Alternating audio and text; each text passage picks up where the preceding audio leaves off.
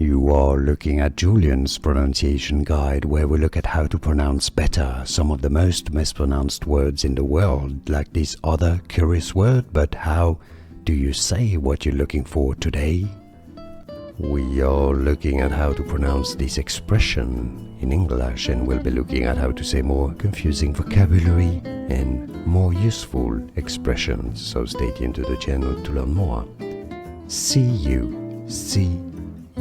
as in see you later. Really, I will see you later is what it means. Now, familiarly, often people say it as see ya, see ya, see ya.